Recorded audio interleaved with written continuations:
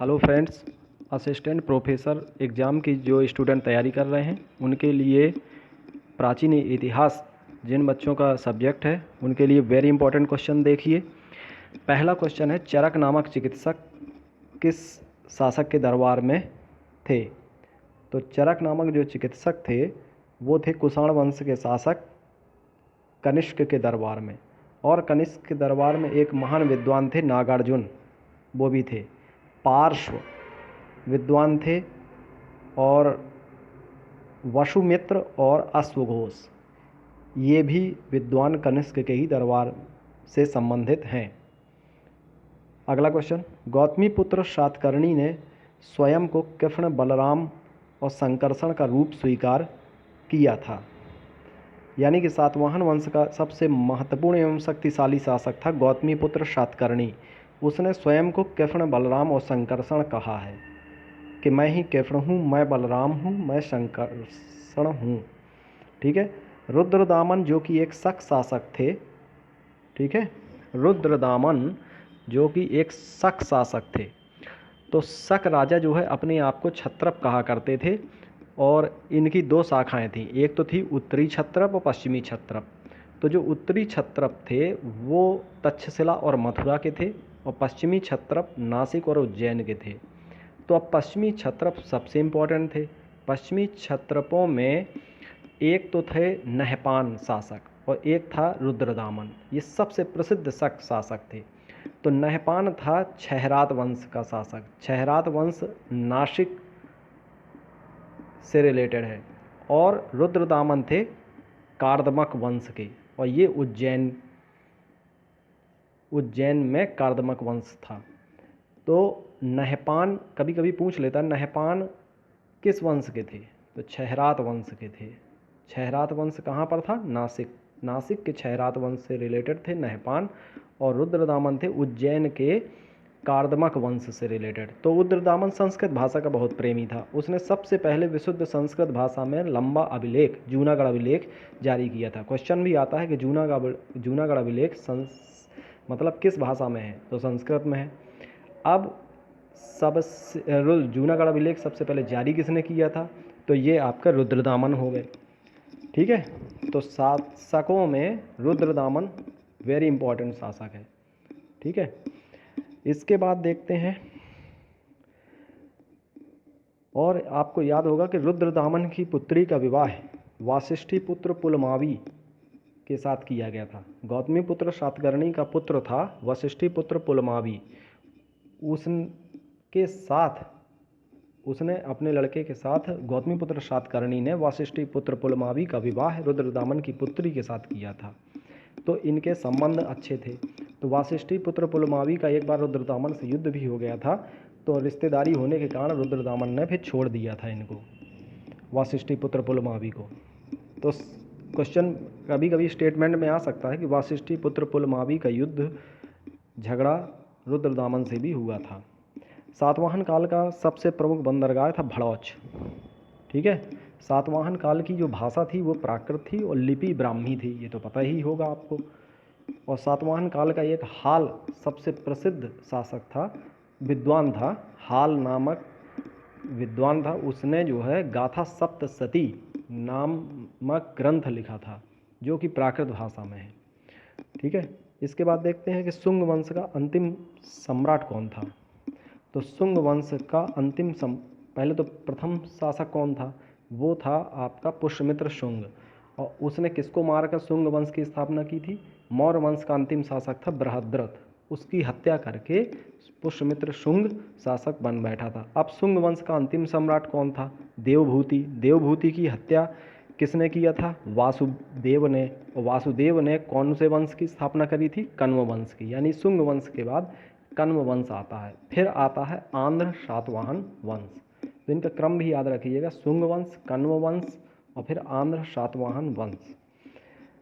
तो मौर्य वंश का अंतिम शासक ये तो बता ही चुके हैं, बृहद्रथ था। इसकी हत्या पुष्यमित्र शुंग ने करी थी। और अगला है, अशोक के रामपुरवा स्तंभ पर वृषभ की आकृति मिलती है। क्वेश्चन आता है कि वृषभ की आकृति किस स्तंभ पर मिलती है? तो रामपुरवा।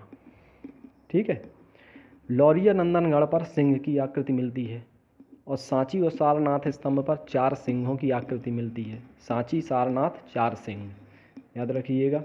पश्चिमी तट पर प्रमुख बंदरगाह कौन कौन से थे? भृगु, कच्छ, कच्छ तो आप जानते ही हैं गुजरात में है, तो भृगु, कच्छ और सोपारा। सोपारा बंदरगाह पश्चिमी तट का था। और पूर्वी तट पर थे पश्चिमी बंगाल के पास ताम्रलिप्ति।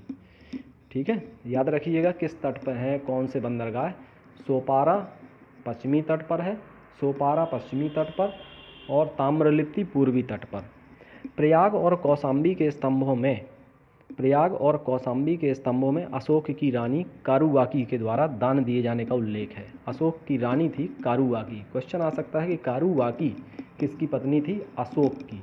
याद रखिएगा, कारुवाकी अशोक की पत्नी थी और इसने जो है दान दिया था प्रयाग और कौशाम्बी के स्तंभों में। ठीक है, बुद्ध के समय 10 गणतंत्र राज्य थे, जिसमें 8 वज्जी संघ के थे और 2 मल्ल के थे। तो मल्ल के तो पता है, पावा और कुशीनारा, पावा के मल्ल और कुशीनारा के मल्ल। और वज्जी संघ में कौन कौन शामिल थे?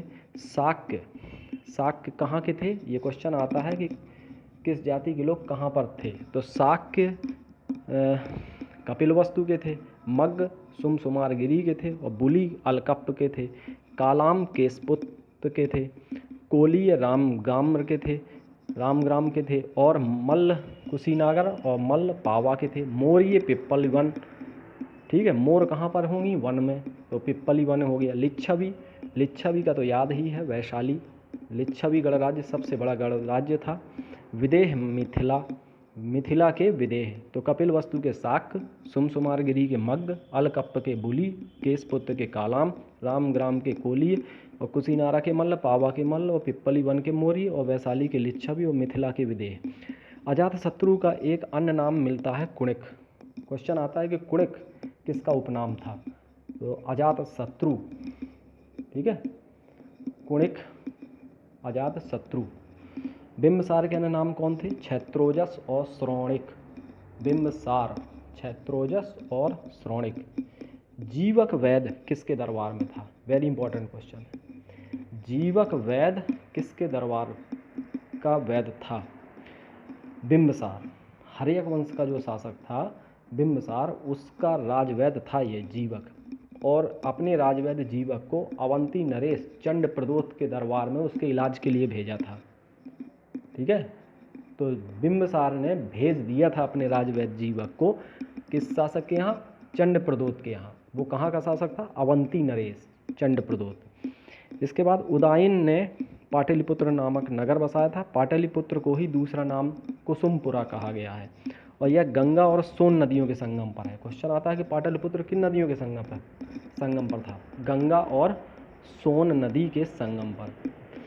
अब देखिए, मगध साम्राज्य के में किन किन वंशों ने शासन किया? तो हर्यक वंश था। हर्यक वंश के बाद था शिशुनाग वंश, फिर आया था नंद वंश। तो याद रखिएगा, हंसना। ठीक है, हर्यक वंश, शिशुनाग वंश और नंद वंश। तो हर्यक वंश के कौन कौन से शासक थे, उनका क्रम याद कर लीजिए। बिंबसार का पुत्र अजातशत्रु का पुत्र उदायन। ठीक है, फिर शिशुनाग वंश के थे शिशुनाग, और फिर थे कालाशोक। नंद वंश का था महापद्मनंद। तो देखिए, ये नंद वंश में कौन से थे? महापद्मनंद और घनानंद। अलवार संतों की संख्या कितनी थी? 12। और नयनार संतों की संख्या 63। वासुदेव, सबसे मोस्ट इम्पॉर्टेंट क्वेश्चन, तोसा नाम की एक महिला से रिलेटेड है। ठीक है, और ये कि सब कहाँ पर यह अभिलेख में ये उल्लिखित है? मथुरा के पास मोरा नामक स्थान पर। तो ये है वासुदेव, संकर्षण, प्रद्युम्न, सांब, अनिरुद्ध। इनकी मूर्तियाँ एक मंदिर में स्थापित कराई थीं। किस महिला ने? तोसा नाम की महिला ने। कौलमार्गी और समयाचारी ये वर्ग किस धर्म से रिलेटेड है? शाक्त धर्म। ठीक है, शाक्त धर्म। रत्नमालिका ग्रंथ की रचना किसने करी थी? अमोघ वर्ष ने की थी। किसने की थी? अमोघ वर्ष ने।